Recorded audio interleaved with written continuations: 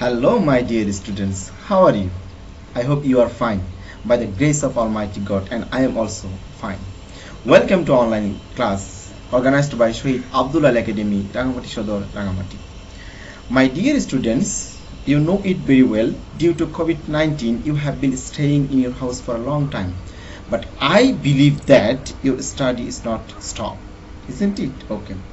Our school authority has organized online class only for you, and you know it very well. Many teachers has taken many classes by using laptop or directly, isn't it? Okay, so you know me very well, though I'm going to introduce myself. So teacher's identity: I'm Ujjwal Choudhury, assistant teacher, Shahid Abdullah Ali Academy, Rangamati Shodor, Rangamati. My dear learners, in the last class I was discussing in suffixes and prefixes. Surely you are practicing at your home. Okay, and today I have taken one more class. Okay, and appeared in front of you. Okay, so this is very important for you. Okay, so no more talk. Let's enjoy my class. Class 10 SSC candidate, section A or B.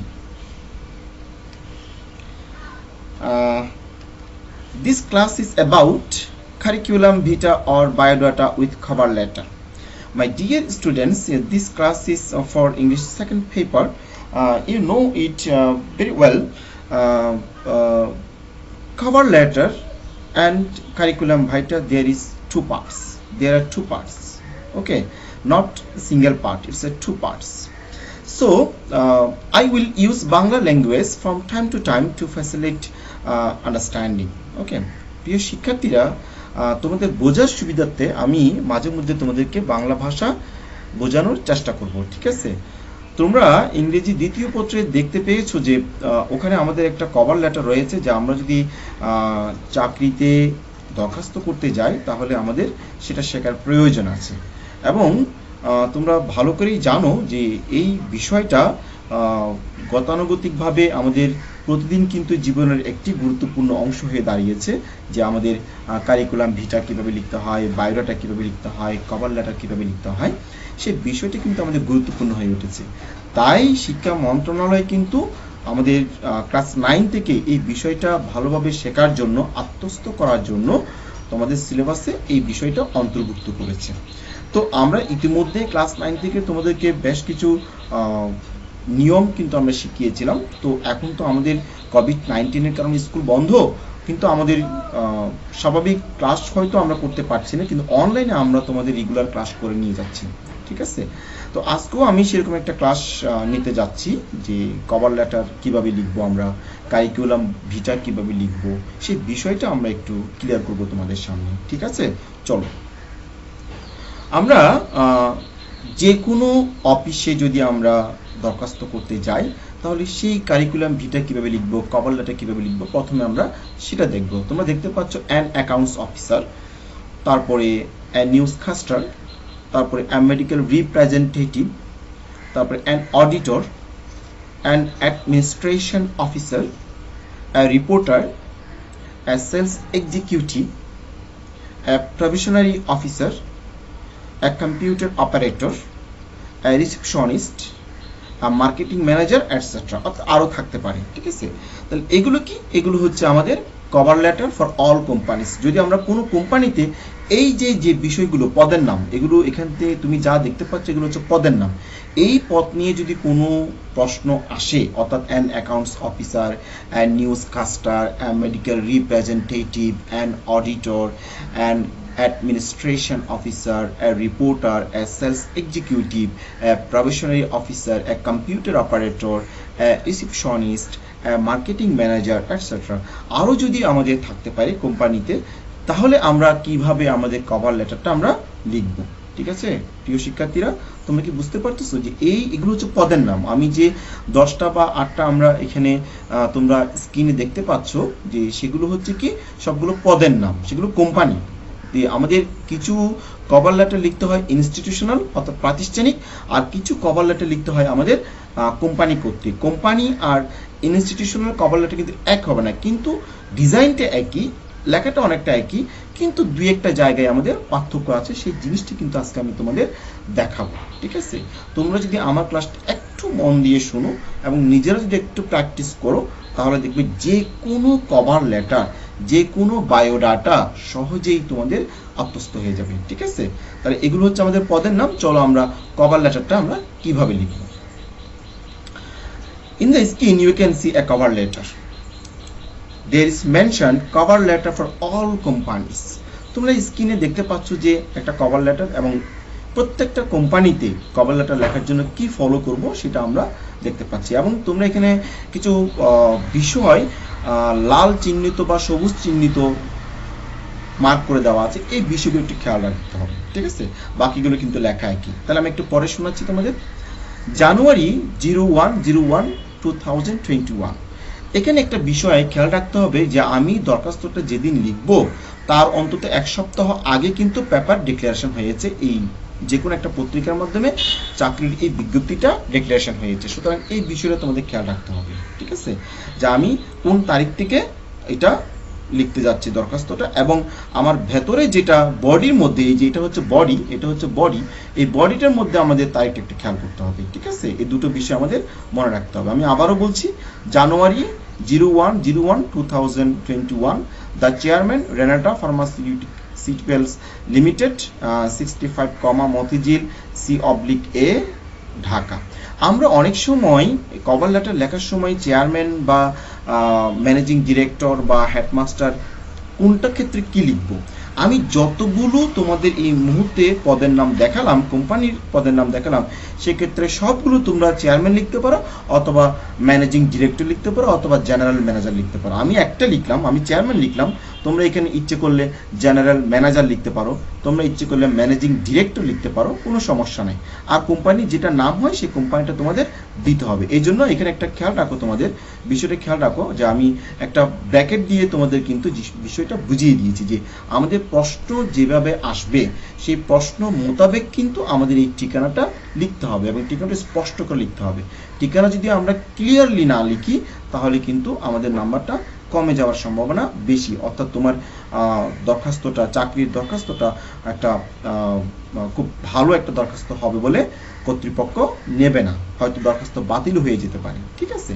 তাহলে সেক্ষেত্রে আমাদের খেয়াল রাখতে হবে যে আমরা company কর্তৃক লেখার সময় আমরা চেয়ারম্যান লিখতে পারি, ম্যানেজিং ডিরেক্টর লিখতে পারি, তারপরে জেনারেল ম্যানেজার লিখতে পারি, এই সমস্ত। আর কোম্পানির নাম আমি লিখলাম আমার মতো করে, আমি লিখলাম রেনাটা ফার্মাসিউটিক্যালস লিমিটেড। তোমরা ইচ্ছে করলে পরীক্ষার প্রশ্নের মধ্যে যে কোম্পানির নামটা দেওয়া থাকবে তোমরা সেটা লিখতে পারো। তারপরে আমি 65 মতিঝিল C/A, ঢাকা, এটা আমি লিখলাম। আমার ঠিকানা মোতাবেক হয়তো প্রশ্নের মধ্যে নাও থাকতে পারে, প্রশ্ন মোতাবেক তোমাদের এটা লিখতে হবে। সাবজেক্টকে লিখলাম application for the post of dash post name. Post name মানে কি? এই যে কোম্পানি কর্তৃক আমি যতগুলো 8-10টা তোমাদের পদের নাম দেখালাম সেটাই হবে পোস্ট নেম লিখতে হবে, ঠিক আছে? আবার এখানে পোস্ট নেমের পূর্বে তোমরা খেয়াল রাখবা, পোস্ট নেমের পূর্বে এখানে একটা আর্টিকেল থাকতে পারে, এ অথবা এন। তাহলে আমরা এ কখন বসে আর এন কখন বসে আমরা নিশ্চয়ই বুঝতে পেরেছি, ঠিক আছে? আমাদের কনসোনেন্ট নাউনের পূর্বে আমাদের এ বসবে, আর ভাওয়েল নাউনের পূর্বে কিন্তু আমাদের এন বসবে, ঠিক আছে? আচ্ছা, তারপর আমরা কি লিখলাম? Dear sir, in response to your advertisements published in the Daily Star, অর্থাৎ পত্রিকার নাম, ঠিক আছে? অনেক সময় তোমরা খেয়াল রাখবে মাই ডিয়ার স্টুডেন্টস, তোমরা যে পত্রিকার নামটা আমি এখানে ডেইলি স্টার লিখলাম, প্রশ্নের মধ্যে কিন্তু ডেইলি স্টার নাও থাকতে পারে, প্রথম আলো থাকতে পারে, ইনকিলাব থাকতে পারে, আমার দেশ থাকতে পারে, যুগান্তর থাকতে পারে। অর্থাৎ পত্রিকার নামটা যাই থাকবে তুমি তাই লিখবে, ঠিক আছে? যে দি ডেইলি স্টার অন 30 ডিসেম্বর 2020। তাহলে খেয়াল করো, আমি দরখাস্ত লিখছি কিন্তু 1 তারিখ, 2021 সালের জানুয়ারি 1 তারিখ, কিন্তু আমার ডেইলি স্টার পত্রিকার মধ্যে আমার এই কি বিজ্ঞপ্তিটা প্রকাশ হয়েছে ডিসেম্বরের 30 তারিখ এবং 2020 সালে, ঠিক আছে? খেয়াল রাখতে হবে বিষয়টা। I would like to apply for the post of AN। এই যে AN আমি দুটো দিয়ে দিয়েছি অবলিক দিয়ে, তোমাদের যেটা মনে হয় তোমরা সেটা ইউজলি করবে। Post name. তাহলে এই পোস্ট নেমটা কি? এই পোস্ট নেমটা হচ্ছে, খেয়াল রাখবে, এই পোস্ট নেমটা হচ্ছে এই যে আমি বিষয়ের মধ্যে সাবজেক্টের মধ্যে যে পোস্ট নেমটা লিখলাম, এখানে যা হবে এখানেও তা হবে পোস্ট নেমটা, ঠিক আছে? আচ্ছা, তাহলে এই যে পোস্ট নেম আর এই পোস্ট নেম কিন্তু একই জিনিস, ঠিক আছে? আচ্ছা, তারপরে কি বলা হয়েছে? In your well known business farm, এই জায়গাটা একটু চেঞ্জ হবে।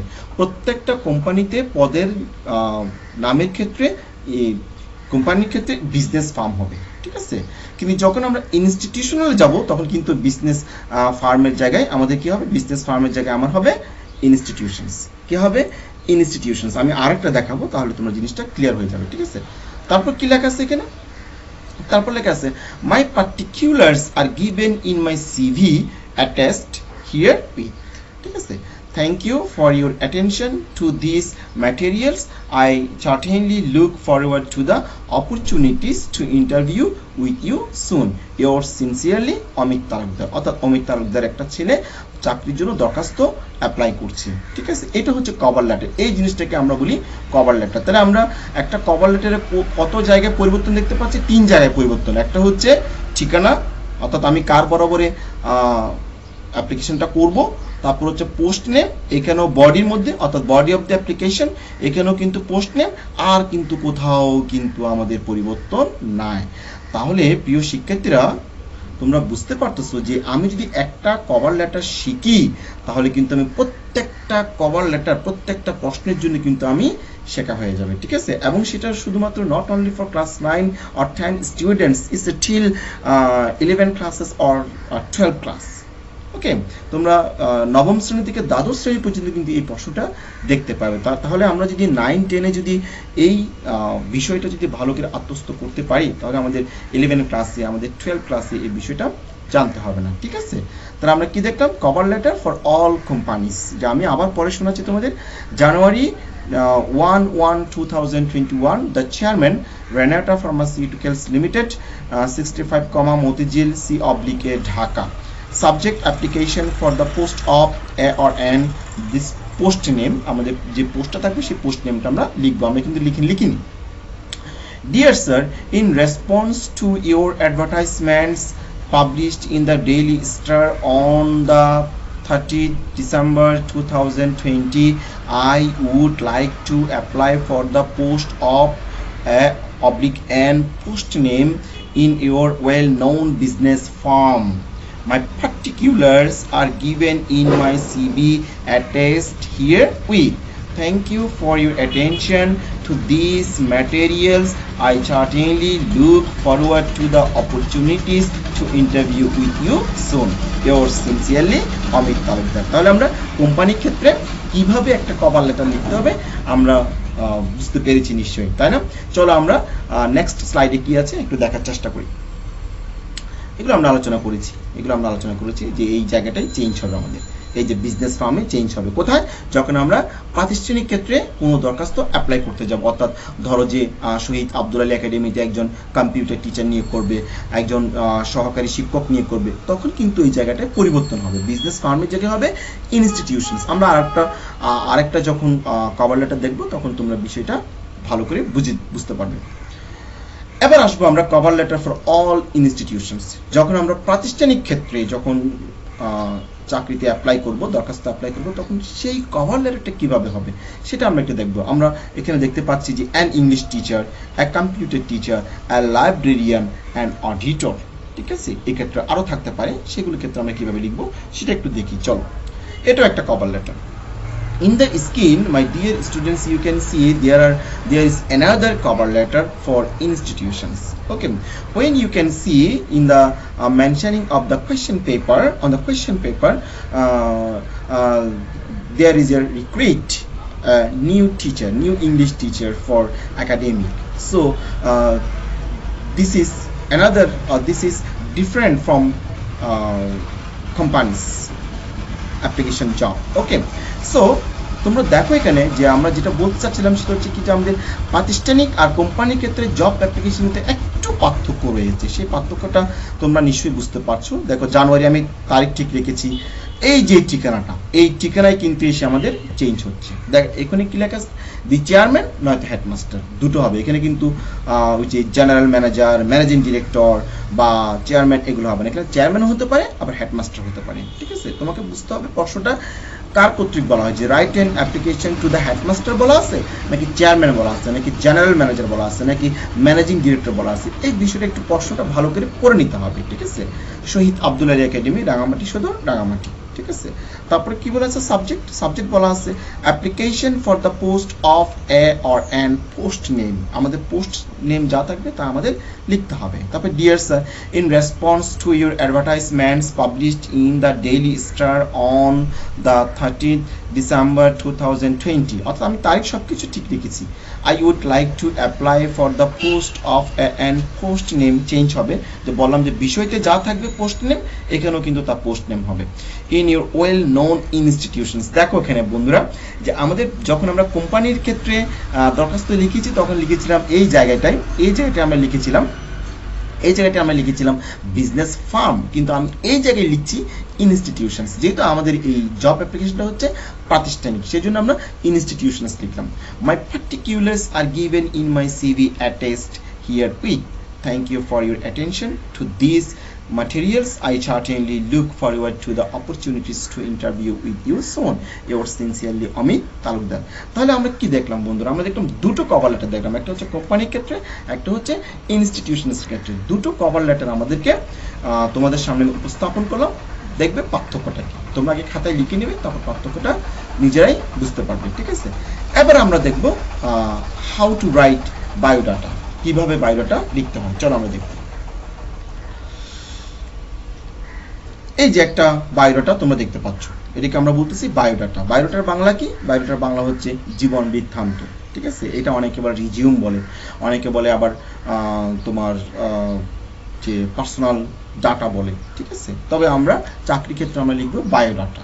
হ্যাঁ, তাহলে আমরা কি দেখলাম, দেখো এখানে একটা পেজকে আমি দুটো ভাগে ভাগ করে নিয়েছি, এবং এখানে যে সেমিকোলন যেগুলো আছে, সেমিকোলনটা একদম সমান জায়গা।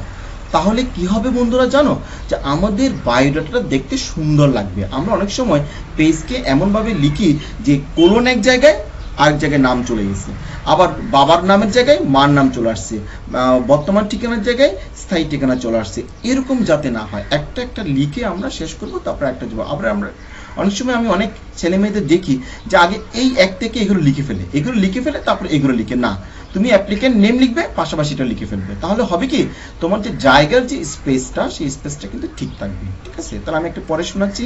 আমি প্রথমে সিরিয়াল নাম্বার দিলাম, তারপরে যে অ্যাপ্লিকেন্ট নেম। অ্যাপ্লিকেন্ট নেমের বাংলা কি, যে আবেদনকারীর নাম, দরখাস্তটা কে করছে তার নামটা, আবেদনকারীর নাম, অ্যাপ্লিকেন্ট নেম। যে অমিত তালুকদার, আমি কোলনটা রাখছি। ফাদার্স নেম, এখানে একটা অ্যাপোস্ট্রফি হবে, আমি দিইনি, তোমরা দিয়ে দিবে। ফাদার্স নেম এখানে হবে দয়াল তালুকদার। মাদার্স নেম, এখানেও একটা অ্যাপোস্ট্রফি হবে, নেম এখানে আছে স্মৃতি তালুকদার। প্রেজেন্ট অ্যাড্রেস বলা আছে কেয়ার অফ রিজার্ভ মুখ, রিজার্ভ বাজার, রাঙামাটি সদর, রাঙামাটি।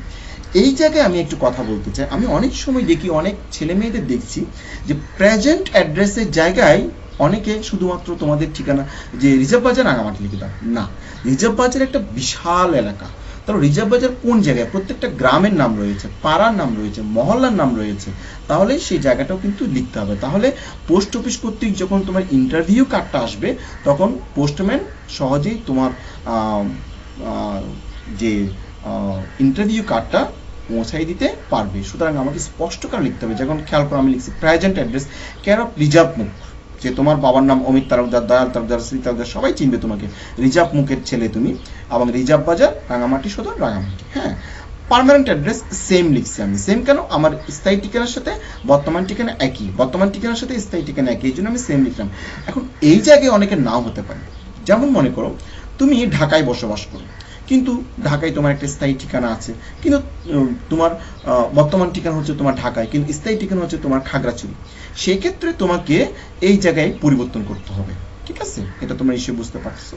Date of birth 1/1/2000। বন্ধুরা এখানে একটা বিষয় খেয়াল রাখতে হবে, আমরা সাধারণত এসএসসি পাস করি 16 বছর কিংবা 17 বছর বয়সে। তাহলে আমাদের জন্মসালটা কবে? সেই জন্মসাল থেকে কিন্তু আমাদের এডুকেশন কোয়ালিফিকেশনসের যে এসএসসির যে সাল, পাশের যে সাল, সেই পাশের সালটা কিন্তু খেয়াল রাখতে হবে, সেভাবে বসাইতে হবে কিন্তু। হ্যাঁ, আমি দেখাবো তোমাদের। Date of birth 1/1/2000, nationality by Bangladeshi, religion Hindu, তোমার যদি মুসলিম হয় তুমি মুসলিম লিখবে, যদি কেউ বৌদ্ধ হয় বৌদ্ধ লিখবে, ঠিক আছে। ম্যারিটাল স্ট্যাটাস আনম্যারিড, আমি অবিবাহিত লিখলাম। কন্ট্যাক্ট নাম্বার লিখলাম, একটা মোবাইল নাম্বার তোমাকে দিতে হবে। ইমেল নাম্বার, একটা ইমেল নাম্বার তোমাকে দিতে হবে, থাকলে দিবে। যেটা বলছিলাম আমরা, যে ম্যারিটাল স্ট্যাটাস আনম্যারিড, তারপর হচ্ছে কন্ট্যাক্ট নাম্বার, যে ফোন নাম্বার দিতে হবে অবশ্যই, কারণ না হলে তোমার সাথে কোম্পানি বা ইনস্টিটিউশনস কিভাবে যোগাযোগ করবে। যে ইমেল নাম্বার তোমাকে দিতে হবে, এটা দিলে ভালো। এরপরে আসবো আমরা এডুকেশনাল কোয়ালিফিকেশনস, খুবই গুরুত্বপূর্ণ একটা বিষয়, সেটা আমরা একটু দেখার চেষ্টা করবো। দেখি আমরা এখানে দেখো, আমার এক পেজে জায়গা ছিল না বিতে আমি অপর পেজে চলে গেছি। তোমরা একটা জিনিস খেয়াল রাখবো, অনেক ছেলে মেয়ে আমাদেরকে প্রশ্ন করে যে স্যার আমরা কভার লেটার কি এক পৃষ্ঠার মধ্যে লিখবো নাকি 2 পৃষ্ঠা লিখবো? বন্ধুরা খেয়াল রাখবা, কভার লেটার কিন্তু 1 পেজ, কভার লেটার 1 পেজ, 1 পেজের মধ্যেই কিন্তু তোমাকে শেষ করতে হবে। এবং বায়োডাটা যেটা হচ্ছে সেটা তুমি 2 পেজ নিতে পারো, 2 পেজ, 1 পেজ যদি তোমার জায়গা না হয় 2 পেজ নিতে পারো, তবে পেছনে লেখা যাবে না, আর একটা পেজ তোমাকে নিতে হবে, তবে 1 পেজ করতে পারলে ভালো, ঠিক আছে। আচ্ছা, এবার আসি আমরা এডুকেশনাল কোয়ালিফিকেশনস আসি। আমরা দেখতে পাচ্ছি serial number, name of examination, year of passing, group of subject, result, board or universities.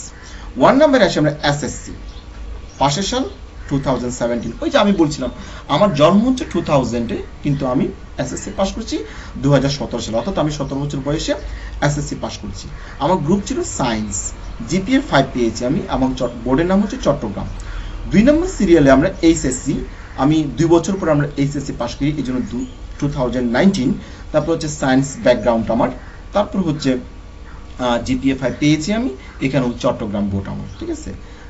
Serial number 3 হচ্ছে বিএসসি অনার্স, 2024-এ আমি পাস করেছি, এবং বিষয় কি কেমিস্ট্রিতে আমি 2024-এ আমি পাস করেছি, এবং জিপি হচ্ছে আমার 4, এবং চট্টগ্রাম চট্টগ্রাম বিশ্ববিদ্যালয় থেকে আমি কেমিস্ট্রি বিষয়ে অনার্স পাস করেছি। এবং সিরিয়াল নাম্বার 4-এ এমএসসি দেখতে পাচ্ছি 2025 সালে আমি পাস করেছি, এটা হচ্ছে ফার্মেসি ডিপার্টমেন্ট নিয়ে আমি পাস করেছি, এবং জিপিএ 4 পেয়েছি, এবং চট্টগ্রাম ইউনিভার্সিটিস, তাও আমার চট্টগ্রাম বিশ্ববিদ্যালয় থেকে আমি ফার্মেসি ডিপার্টমেন্টে মাস্টার্স কমপ্লিট করেছি, তাই না।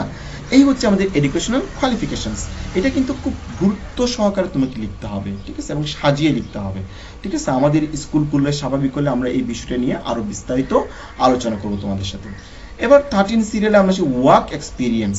এটা কিন্তু খুবই গুরুত্বপূর্ণ, ওয়ার্ক এক্সপিরিয়েন্স তোমার, অর্থাৎ পূর্ব কাজের কোনো অভিজ্ঞতা তোমার আছে কিনা, অর্থাৎ কোম্পানিগুলো বিশেষ ক্ষেত্রে যে পূর্বের যদি কোনো কাজের অভিজ্ঞতা তোমার থাকে, সেক্ষেত্রে তোমাকে মূল্যায়নটা বেশি করে। সেই জন্য বলা হচ্ছে যে এখানে কিভাবে লিখতে হবে, ওয়ার্কিং অ্যাজ পোস্ট নেম, অর্থাৎ আমার পোস্টের নামটা কি ছিল, কি পোস্টে আমি চাকরি করেছিলাম আগের কোম্পানিতে বা আগের প্রতিষ্ঠানে। ইন কোম্পানি নেম, এই যে কোম্পানি নামের জায়গায় তোমাকে, এই যে কোম্পানির নামের জায়গায় তোমাকে কোম্পানির নামটা লিখতে হবে। সিন্সের পর একটা সাল, ইয়ার নেম, অর্থাৎ তুমি যে অন্য একটা প্রতিষ্ঠানে চাকরি করেছো, কাজ করেছো, সেই প্রতিষ্ঠানের কোন পদে তুমি চাকরি করেছো, এই যে কোন পদে চাকরি করেছো, এই যে ওয়ার্কিং কোন পদ, এবং কোম্পানির নামটা কি, এবং কত সাল থেকে। 3টা জিনিস লাল কালিতে আমি মার্ক করে দিয়েছি, এই 3টা জিনিস তোমাকে ঠিকভাবে লিখতে হবে, ঠিক আছে। এরপর হচ্ছে 14 ল্যাঙ্গুয়েজ স্কিলস, হ্যাঁ, fluent in Bangla, English and Hindi, excellent at written and spoken English, যে আমার বাংলা, ইংরেজি এবং হিন্দি ভালো দক্ষতা আছে, কিন্তু আমি বলতে এবং লিখতে কিন্তু ইংলিশ চমৎকারভাবে লিখতে পারি, এটা ল্যাঙ্গুয়েজ স্কিলস, ঠিক আছে। এটা যদি তুমি একবার মুখস্থ করে নাও, তাহলে দেখবে যে প্রত্যেকটা বায়ো ডাটাতে তুমি কিন্তু সুন্দর করে উপস্থাপন করতে পারবে। এরপর আমরা কি দেখতে পাচ্ছি, computer skills, completed computer course on MS Word, MS Excel, MS PowerPoint and mail or internet. আজকাল কিন্তু মেইল এবং ইন্টারনেট গুরুত্বপূর্ণ হয়ে দাঁড়িয়েছে, তোমরা নিশ্চয়ই বুঝতে পারছো যে কোভিড-19 আমাদেরকে অনেক কিছু শিখিয়েছে।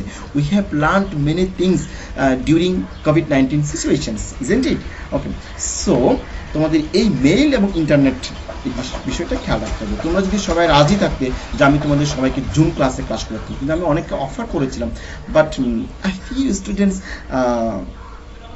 has agreed, but most of the students don't agree to directly classes. Okay, no matter, okay, আমরা এভাবেই ক্লাস নিচ্ছি, তোমরা যদি এভাবেই স্বাচ্ছন্দ্য বোধ করো, আমরা এভাবেই ক্লাস নিব।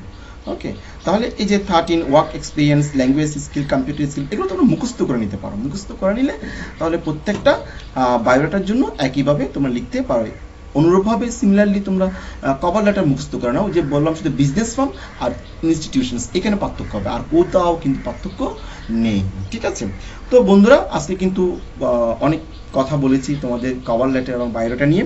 আশা করি তোমরা বুঝতে পেরেছো। শুধু আমি বললে হবে না, বাসায় তোমাদের সেটা প্র্যাকটিস করতে হবে, তাহলে কিন্তু আমাদের এই পরিশ্রমটা সার্থক হবে এবং সফল হবে। তো আর কয়েকদিন বাদেই কিন্তু চৈত্র সংক্রান্তি। সবাইকে বাংলা নববর্ষের শুভেচ্ছা, শুভ নববর্ষ। এবং 14 তারিখ থেকে পবিত্র ধর্মপ্রাণ মুসলমানরা তাদের প্রথম রোজা উদযাপন করতে যাবে, তাদেরকেও শুভেচ্ছা জানাচ্ছি। সবার সাথে দেখা হবে। See you next class. Thank you very much. By.